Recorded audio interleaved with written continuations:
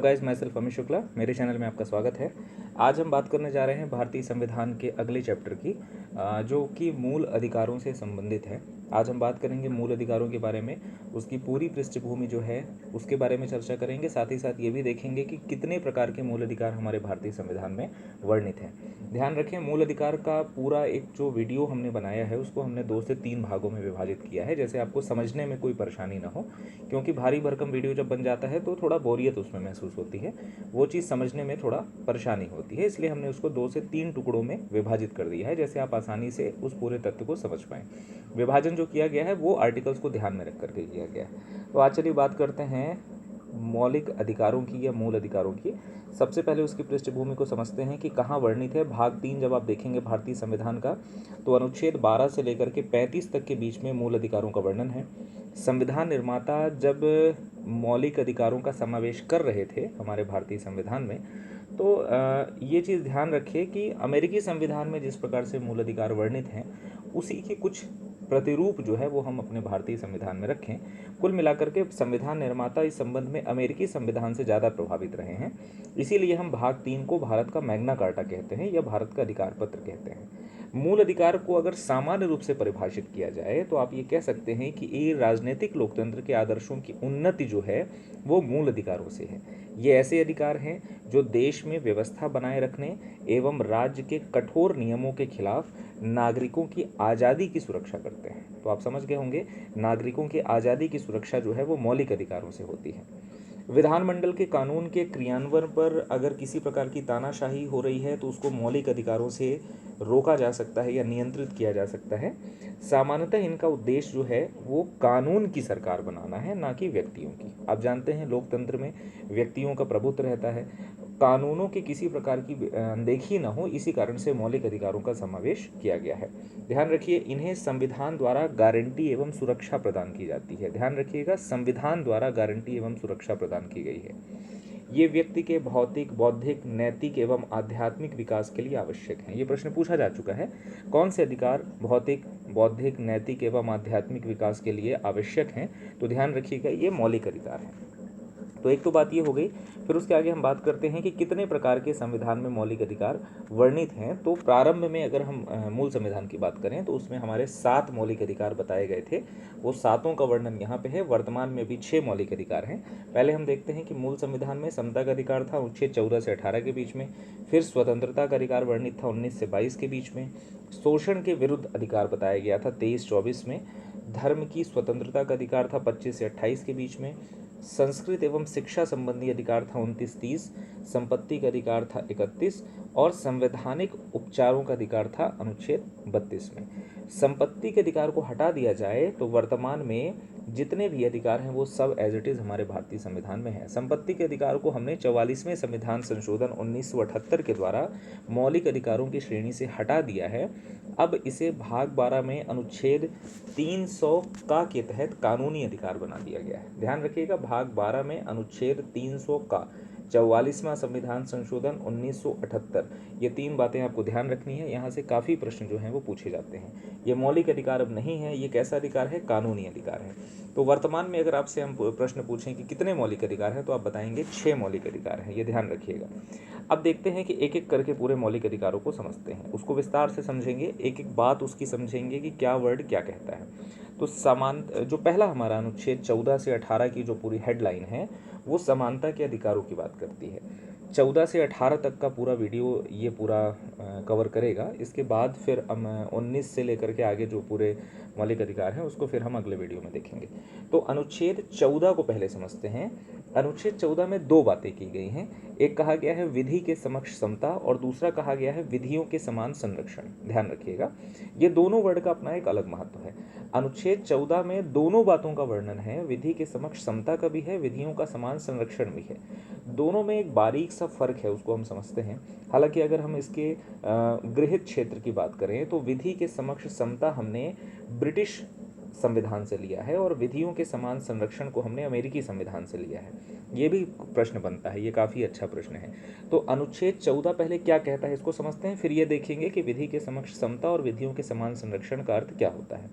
तो अनुच्छेद 14 में जो अंदर जो उसका अर्थ बताया गया है वो ये कहा गया है कि कोई भी राज्य, राज्य से मतलब जैसे भारतीय राज्य की हम बात करें तो वो भारत के राज्य क्षेत्र में किसी व्यक्ति को विधि के समक्ष समता से या विधियों के समान संरक्षण से वंचित नहीं करेगा।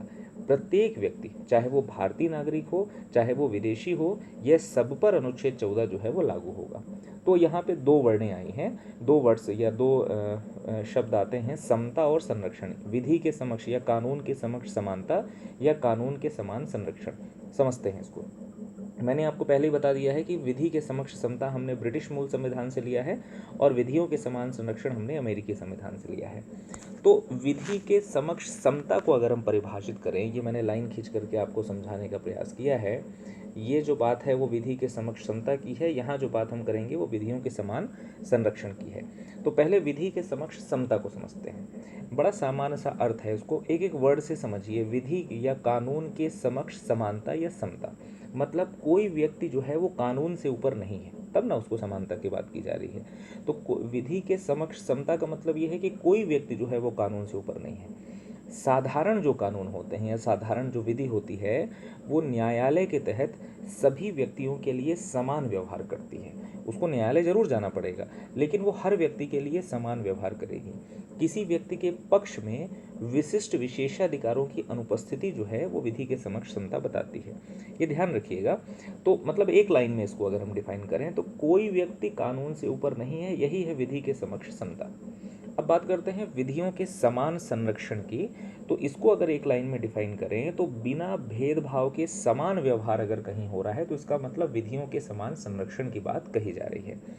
समान विधि के अंतर्गत जो वर्ड इस्तेमाल हुआ है, विधियों के समान संरक्षण या समान विधि के अंतर्गत सभी के लिए सभी समान नियम बनाए गए हैं। समान विधि मतलब अगर किसी एक क्षेत्र विशेष की बात करें, जैसे भारत की ही बात करते हैं, तो अगर समान कानून है तो सभी के लिए नियम जो है वो भी समान बनाए गए हैं। किसी में अंतर नहीं देखने को मिलेगा कि हमने SC ST वर्ग के लिए अलग नियम बना दें या हम सामान्य वर्ग के लिए अलग नियम बना दें, ऐसा नहीं होगा। अगर एक जैसा कानून है, एक विधि बनी है, तो हर जगह नियम भी जो बनेंगे वो कैसे बनेंगे, समान बनेंगे। यही बताता है विधियों के समान संरक्षण। विधियों द्वारा प्रदत्त विशेषाधिकारों और अध्यारोपित दायित्वों दोनों में समान परिस्थितियों के अंतर्गत व्यवहार समता देखने को मिलेगी विधि के समान संरक्षण में। तो आप ये समझ गए होंगे, एक तरह से ये डिफरेंस आपका तैयार हो गया। जैसे मान लीजिए अगर कभी 6 मार्कर में मेंस में अगर मुख्य परीक्षा में कभी लिखने के लिए आ जाए या 3 मार्कर में भी अगर कभी मान लीजिए ऐसा कोई डिफरेंस आ जाए, कई बार आ जाता है, बड़े प्रकृति के क्वेश्चन होते हैं, 3 मार्कर में भी कई बार ऐसे प्रश्न आ जाते हैं, तो आपको फिर यहाँ पे ऐसे डिफाइन करना होगा। आप अंतर बना करके आप ऐसा लिख सकते हैं। तो आशा करता हूँ आप समझ गए होंगे। यहाँ पे एक लाइन में आप समझिए, कोई व्यक्ति कानून से ऊपर नहीं है, यही है विधि के समक्ष समानता, और बिना भेदभाव के समान व्यवहार अगर हुआ जा रहा है तो यही है विधियों के समान संरक्षण। तो ये दोनों बातें जो है वो अनुच्छेद 14 में है। ये भी प्रश्न पूछा जाता है कि विधि के समान संरक्षण का उल्लेख कहाँ है, तो अनुच्छेद 14 में है। ये चीज़ ध्यान रखिएगा। आगे हम बात करते हैं कुछ आधारों पर विभेद का प्रतिषेध। ये अनुच्छेद 15 कहता है। वो आधार कौन कौन से हैं उसको हमको अंदर पढ़ना होगा, क्या बात की गई है अनुच्छेद 15 में। तो अनुच्छेद 15 के अनुसार कोई भी राज्य, जैसे भारतीय राज्य है, तो कोई भी राज्य किसी नागरिक के प्रति केवल धर्म, आधार कौन कौन से हैं, धर्म, मूल वंश, जाति, लिंग या जन्म स्थान को लेकर के विभेद नहीं करेगा। विभेद मतलब अंतर या किसी प्रकार का भेदभाव जो है वो नहीं करेगा। यहाँ पे दो वर्ड आए हैं, यहाँ पे केवल इस्तेमाल किया है और विभेद इस्तेमाल किया है। दोनों का अपना एक अलग अर्थ है अलग अलग संदर्भों में। यहाँ पे समझते हैं।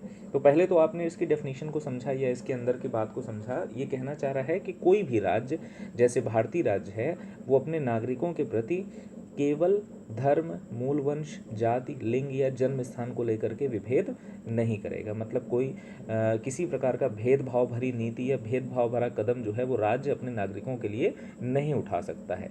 चाहे अगर ऐसा नहीं हो सकता है कि वो बोल दे कि भाई इस धर्म का व्यक्ति है, हिंदू धर्म का है तो उसके लिए हम अलग कानून बनाएंगे, और अगर मुस्लिम धर्म का है तो उसके लिए हम अलग बनाएंगे, या ये व्यक्ति पुरुष है तो इसके लिए हमारे लिए ये सुविधाएं हैं और महिला के लिए ऐसी सुविधाएं। ऐसा किसी प्रकार का कृत्य राज्य नहीं करेगा किसी भी नागरिक के लिए। अब इसमें जो दो वर्ड आए हैं, एक यहाँ पे इस्तेमाल कर रहा है केवल। केवल का मतलब ये है कि अन्य आधारों पर मतभेद किया जा सकता है। ध्यान रखिएगा, यहाँ पे केवल जो उसने इस्तेमाल किया है भारतीय संविधान में, ये वर्ड का जो इस्तेमाल हुआ है, इसका व्यापक अर्थ जो अगर हम निकालने का प्रयास करें तो इसमें आप कह सकते हैं कि अन्य आधारों पर मतभेद किया जा सकता है। इसका संदर्भ जो है वो ये बताना चाह रहे हैं, जैसे मान लीजिए अगर हम बात करें अल्पसंख्यक समूहों की, या अगर हम बात करें कोई ऐसे वंचित वर्गों के लिए जिनकी समाज में बड़ी हीन दशा है, तो वहाँ पे राज्य अलग से कानून बना सकता है। बनाए भी हैं, बहुत सारे ऐसे कानून बने हैं जो हमारे यहाँ ऐसे वर्गों को संरक्षण प्रदान करते हैं, ऐसे वर्गों को ऊपर लाने का प्रयास करते हैं। तो केवल का इस्तेमाल यहाँ पे ये है कि अगर कोई दूसरा आधार है तो मतभेद किया जा सकता है, मतलब ऐसे कानून बनाए जा सकते हैं जो उनके कहीं ना कहीं उनके हितों का संरक्षण करते हों, उनके हितों का संवर्धन करते हों। एक तो बात ये हुई। दूसरी बात यहाँ पे विभेद की जो हो रही है, तो विभेद में कहा गया है कि किसी के विरुद्ध विपरीत मामला। विभेद का मतलब वो समझाने का प्रयास कर रहे हैं कि अन्य के प्रति उसके पक्ष में न रहना, यही है विभेद का मतलब, या किसी के विरुद्ध विपरीत मामला मतलब विभेद। तो कुल मिलाकर के इसके अर्थ समझाने का प्रयास किया गया है। अनुच्छेद 15 की जो दूसरी व्यवस्था है उसमें कहा गया है कि कोई नागरिक केवल धर्म, मूल वंश, जाति, लिंग, जन्म स्थान या इनमें से किसी के आधार पर दुकानों, सार्वजनिक भोजनालयों या जो होटल वगैरह होते हैं और सार्वजनिक मनोरंजन के स्थानों में प्रवेश। दूसरा बिंदु इसमें कहा गया है पूर्णतया या अंशतः राजनिधि से पोषित मतलब सरकार उसमें फंडिंग कर रही है, स्टेट्स गवर्नमेंट हमारी, या साधारण जनता के प्रयोग के लिए समर्पित कुआं, तालाब, स्नान घाट निर्बंधन या शर्तों के अधीन नहीं होगा। कुल मिलाकर के अनुच्छेद 15 में जो दूसरी व्यवस्था है या दूसरा जो पार्ट है, इसमें कहा गया है कि कोई भी नागरिक धर्म, मूल वंश, जाति, लिंग, जन्म स्थान या किसी के आधार पे ये नहीं कह सकता कि आप इस दुकान में नहीं एंट्री करोगे, आप सार्वजनिक भोजनालयों में खाएं। जैसे मान लीजिए कोई SC ST वर्ग का है, या मान लीजिए कोई मुस्लिम धर्म का है, तो कोई हिंदू धर्म वाले अगर किसी का होटल है मान लीजिए, तो वो ये नहीं बोल सकता कि हम तुमको इस होटल में खाने नहीं देंगे, या उसका जो अगर सार्वजनिक भोजनालय है या कोई भी सार्वजनिक मनोरंजन का स्थान है तो उसमें प्रवेश करने से नहीं रोका जा सकता। अगर मान लीजिए कोई कुआं है जो स्टेट गवर्नमेंट ने उसकी फंडिंग की है, या सामान्य जनता के प्रयोग के लिए पब्लिक कुआं है, मान लीजिए कोई घाट है, जैसे मान लीजिए कोई नदी का घाट है, तो उसमें किसी प्रकार का कोई निर्बंधन नहीं किया जा सकता। मान लीजिए कोई विशेष परिस्थितियां हैं कि सरकार ने, जैसे अभी कोरोना महामारी चल रही है, मान लीजिए सरकार ने अभी रेस्ट्रिक्शंस लगाए हैं, तो इस दौरान रोका जा सकता है, लेकिन सामान्य परिस्थितियों में उसको नहीं रोका जा सकता। खासकर धर्म, मूल वंश, जाति, लिंग, जन्म स्थान, इसके आधार पर तो बिल्कुल नहीं रोका जा सकता। तो आप समझ गए होंगे अनुच्छेद 15 की दूसरी व्यवस्था में ये कहा गया है।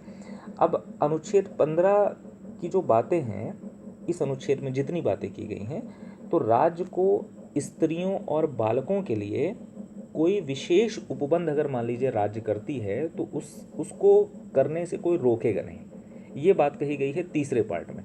तो आपने 15(1) में देख लिया क्या कहा था, 15 दूसरा जो भाग है 15(2) में देख लिया, 15(3) में कह रहा है कि ऊपर जितनी भी बातें की गई हैं, मान लीजिए राज्य उसके लिए मान लीजिए मध्य प्रदेश शासन हो गई या भारत सरकार उसके लिए कोई विशेष कानून बनाती है या कोई विशेष उपबंध कर रही है, तो उसके लिए किसी प्रकार की रोक टोक नहीं होगी। ये 15(3) में कहा गया है या तीसरे भाग में कहा गया है। फिर अगला है जो बात कही गई है इसमें कि इस अनुच्छेद की कोई बात राज्य को सामाजिक और शैक्षणिक दृष्टि से पिछड़े हुए नागरिकों के किन्हीं वर्गों की उन्नति के लिए या SC ST के लिए कोई विशेष उपबंध करने से निवारित नहीं करेगी। वही चीज़ है, इसमें कहा गया है कि मान लीजिए कोई ऐसा वर्ग है सामाजिक रूप से पिछड़ा है, शैक्षणिक रूप से पिछड़ा है, या मान लीजिए कोई SC ST वर्ग ही है, तो सरकार अगर उसके लिए कोई विशेष उपबंध करना चाह रही है तो उसके लिए कोई भी ऐसा व्यक्ति या कोई भी ऐसी संस्था या कोई भी ऐसी विधि नहीं बनेगी जो उनको ये उपबंध करने से रोके। तो आप ये चीज़ समझ गए होंगे कि वर्गों की उन्नति के लिए सरकार विशेष प्रावधान या विशेष उपबंध कर सकती है, खासकर ऐसे वर्ग जो सामाजिक या शैक्षिक रूप से पिछड़े हुए हैं। तो ये बात हो गई अनुच्छेद 15 में। तो 15 में आपने देखा कि चार पार्ट हो गए, 15(1), 15(2), 15(3) और 15(4). तो आप ये चीज़ समझ गए होंगे। अनुच्छेद 16 की बात करें तो अनुच्छेद 16 में कहा गया है कि लोक नियोजन के विषय में अवसर की समता होगी या समानता होगी। तो पहले समझते हैं कि ये वर्ड है क्या। अनुच्छेद 16 में पहले अंदर देखते हैं क्या बात की गई है। तो 16 के अधीन किसी पद पर, मान लीजिए कोई भी पद है, उस पर कोई नियोजन हो रहा है, कोई नियुक्ति हो रही है, इससे संबंधित कोई भी विषय है, उस विषय में सभी नागरिकों के लिए अवसर की समानता होगी। अर्थात कोई धर्म, किसी भी धर्म से व्यक्ति संबंधित है, जाति से है, वंश है, लिंग, जन्म स्थान, निवास स्थान के आधार पर राज्य के किसी भी रोजगार और कार्यालय के लिए वो अयोग्य नहीं ठहराया जाएगा। मान लीजिए कोई पब्लिक भर्ती हो रही है, रिक्रूटमेंट हो रहा है, या मान लीजिए कहीं पे सामान्य रूप से सरकार अलग अलग तरह से भर्ती निकालती है, चाहे वो सरकारी में हो, चाहे वो किसी भी प्राइवेट संस्था में हो, तो उसमें सभी प्रकार के नागरिकों को भाग लेने की स्वतंत्रता होगी। कोई भी संचालक या कोई भी परीक्षा लेने वाली संस्था जो है वो ये नहीं कह सकती कि आप इस धर्म से संबंधित हो तो हम आपको इसमें एंट्री नहीं करने देंगे या आप फॉर्म नहीं भर सकते। ऐसी कोई बातें जो हैं वो नहीं होंगी। ना ही उनको किसी प्रकार से फाइनल रिजल्ट में या किसी स्टेप में उनको अयोग्य ठहराया जा सकेगा। तो ध्यान रखिए, ऐसी कोई भी कृत्य नहीं किया जाएगा जो समानता का उल्लंघन करती हो। अपवाद की अगर हम बात करें तो अपवाद कहीं कहीं इसका देखने को मिलता है। जैसे आप देखते हैं नियुक्तियों में आरक्षण की व्यवस्था है, तो आरक्षण तो उनके संस्कृत या उनके हितों के संवर्धन के लिए है, क्योंकि वो शैक्षणिक रूप से पिछड़े हुए हैं, सामाजिक रूप से पिछड़े हुए हैं, इसलिए सरकार उनके लिए आरक्षण का प्रावधान करती है। तो आरक्षण एक तरह से अनुच्छेद 16 का अपवाद है। ध्यान रखिएगा, ये भी एक बार क्वेश्चन पूछा गया था कि आरक्षण की व्यवस्था अपवाद स्वरूप किस अनुच्छेद के अंतर्गत की गई है। तो अनुच्छेद 16 में अपवाद स्वरूप जो है वो आरक्षण की व्यवस्था की गई है। एक तो बात ये हुई। दूसरी, संसद मान लीजिए किसी विशेष रोजगार के लिए, जैसे मान लीजिए कोई ऐसी रोजगार की व्यवस्था है, जैसे मान लीजिए कोई सरकारी संस्था में मान लीजिए ऑपरेटर का पद है, तो उसके लिए मान लीजिए कि सरकार ने कहा कि आपको पीजीडीसीए करना अनिवार्य है, या कोई विशेष तकनीक उन्होंने जोड़ दी कि जो व्यक्ति इस तकनीक को धारित करके रखेगा उसी की हम रिक्रूटमेंट करेंगे, तो शर्त उसमें तय की जा सकती है। तो हालांकि ये शर्त जो है वो समानता का उल्लंघन करती है, लेकिन चूंकि उस विशेष काम के लिए उस शर्त की ज़रूरत है, इसलिए सरकार ने उसके लिए वो शर्त तय कर दी है। तो इसके आधार पे आप ये नहीं कह सकते कि अनुच्छेद 16 का उल्लंघन है। तो ये अपवाद स्वरूप जो है यहाँ पे सरकार ने ये प्रावधान करके रखा है। एक बात और कही गई है कि किसी संस्था, कार्यकारी परिषद के सदस्य किसी की धार्मिक आधार पर व्यवस्था की जा सकती है। कुल मिलाकर के ये कहना चाह रहे हैं, किसी संस्था, कार्यकारी परिषद के सदस्य किसी की धार्मिक आधार पर व्यवस्था कर सकते हैं। जैसे मान लीजिए कोई ऐसा ट्रस्ट है या कोई भी ऐसे धार्मिक संस्था है, वो अपनी नियुक्ति की पात्रता की शर्तें जो हैं वो अलग से तय कर सकती है, उसके आधार पे अपने लोगों की भर्ती कर सकती है, अपने धर्म से संबंधित लोगों की। तो यहाँ पे एक तरह से ये 3 अपवाद जो है वो हमको देखने को मिलते हैं। अब आते हैं अनुच्छेद 17 पे। अनुच्छेद 17 हमारा कहता है अस्पृश्यता का अंत। अस्पृश्यता का अंत जो है ये अनुच्छेद 17 में कहा गया है। ध्यान रखिएगा, अस्पृश्यता शब्द ना तो संविधान में और ना तो अधिनियम में कहीं भी परिभाषित किया गया है, मतलब कहीं भी परिभाषित नहीं किया गया है। तो अस्पृश्यता शब्द जो है इस अनुच्छेद 17 में अस्पृश्यता को समाप्त करने की व्यवस्था तथा अस्पृश्यता से उपजी किसी निर्योग्यता को लागू करना अपराध होगा जो विधि अनुसार दंडनीय होगा। ऐसी बातें जो हैं अनुच्छेद 17 में कही गई हैं। आप इसको सरल भाषा में समझने का प्रयास करिए। कुल मिलाकर के अस्पृश्यता ना तो हमारे भारतीय संविधान में कहीं बताई गई है, ना तो किसी प्रकार के अधिनियम में है। अस्पृश्यता एक अपराध होगी, ये एक नैतिक दायित्व है किसी भी व्यक्ति का, या राज्य का संवैधानिक दायित्व है। ऐसा उच्चतम न्यायालय ने अपने पूर्व के निर्णयों में कहा भी है कि यह अधिकार जो है या ये इस प्रकार का अस्पृश्यता का अंत करने संबंधी जो भी कृत्य है, ये निजी व्यक्ति का अधिकार है और राज्य का एक संवैधानिक दायित्व है कि इस संबंध में जो भी कृत्य होते हैं उनके हनन को रोकने के लिए ज़रूरी कदम उठाए। तो ऐसी बातें जो हैं वो अपने अलग अलग निर्णयों में सुप्रीम कोर्ट ने कही हैं। हालांकि अगर आप जन अधिकार सुरक्षा अधिनियम देखें 1955 का, इसके अंतर्गत छुआछूत को दंडनीय अपराध घोषित किया गया है। 6 माह की कारावास और 500 रुपये तक के दंड या दोनों जो हैं उस प्रकार की व्यवस्था जो है वो की गई है। अगला अनुच्छेद देखते हैं, अनुच्छेद 18 जो उपाधियों के अंत की बात करता है। तो अनुच्छेद 18 में कहा गया है कि उपाधियां जो हैं वो उनका अंत किया जाएगा। इस संबंध में 4 प्रावधान जो हैं वो बताए गए हैं। ये पहला कहता है कि ये जो अनुच्छेद है यह निषेध करता है कि राज्य, सेना या विद्या संबंधी सम्मान के सिवा, ध्यान रखिएगा, दो चीज़ें इसमें छोड़ी गई हैं। सेना की उपाधि हो सकती है, विद्या की उपाधि हो सकती है, इसके अलावा कोई भी उपाधि जो है वो प्रदान नहीं करेगा। मतलब राज्य किसी प्रकार की कोई दूसरी उपाधि प्रदान नहीं करेगा सिवाय सेना और विद्या के, पहली बात। दूसरी बात, यह निषेध करता है कि भारत का कोई नागरिक विदेशी राज्य से कोई उपाधि प्राप्त नहीं करेगा। आपने देखा, आधुनिक काल में आपने देखा होगा, सर की उपाधि, नाइटहुड की उपाधि जो है अलग अलग व्यक्तियों को मिलती थी। तो ऐसी कोई उपाधि अब भारत का नागरिक या कोई भी नागरिक जो है विदेशी राज्य से उपाधि प्राप्त नहीं करेगा। तीसरी बात कही गई है कि कोई भी विदेशी राज्य के अधीन लाभ या विश्वास के किसी पद को धारण करते हुए किसी विदेशी राज्य से कोई भी उपाधि राष्ट्रपति की सहमति के बिना स्वीकार नहीं करेगा। ध्यान रखिएगा, ये विदेशी के संदर्भ में बात हो रही है कि जैसे मान लीजिए कोई विदेशी नागरिक है, अगर मान लीजिए कि राज्य के अधीन किसी लाभ के पद में है, जैसे हमारे भारत सरकार में मान लीजिए कि वो किसी कंपनी में नियुक्त है, या मान लीजिए कि वो राजदूत है, या कोई भी व्यक्ति है, मान लीजिए लाभ या विश्वास के किसी पद को वो धारण किए हुए है, तो अगर मान लीजिए उसको किसी विदेशी राज्य से कोई उपाधि मिलती है तो पहले राष्ट्रपति की सहमति लेगा, फिर उसको वो स्वीकार करेगा। अगर राष्ट्रपति कहते हैं कि उसको स्वीकार नहीं करना तो नहीं करेगा। राज्य, फिर अगला जो प्रावधान है वो कहा गया है कि राज्य के अधीन लाभ या विश्वास का पद धारण करने वाला कोई भी व्यक्ति, मान लीजिए किसी विदेशी राज्य से या उसके अधीन किसी रूप से भेंट, उपलब्धि या पद राष्ट्रपति की सहमति के बिना स्वीकार नहीं करेगा। यहाँ पे कहा गया है कि मान लीजिए कोई भारतीय ही नागरिक है, वो कोई लाभ या विश्वास के पद में धारित है, और अगर उसको किसी विदेशी राज्य से कोई उपाधि मिलती है, कोई भेंट मिलती है, उपलब्धि मिलती है, तो पहले राष्ट्रपति की स्वीकृति लेगा, फिर उसके बाद वो उपाधि धारण करेगा, अगर वो स्वीकृति प्रदान करते हैं तो।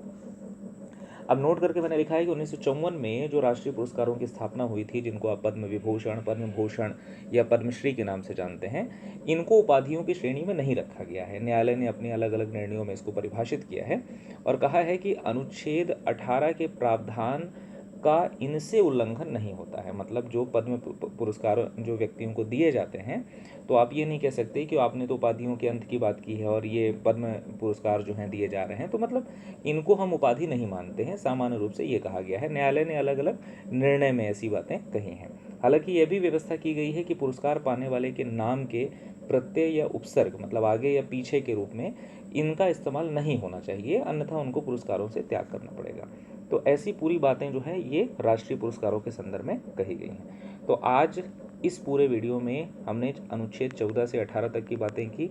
ये पूरे जो अनुच्छेद हैं ये आपके मौलिक अधिकारों से संबंधित हैं। आगे हम अनुच्छेद 19 और उनके आगे की बात करेंगे अलग अलग वीडियोज़ में। तो इस वीडियो में इतना ही। Thank you.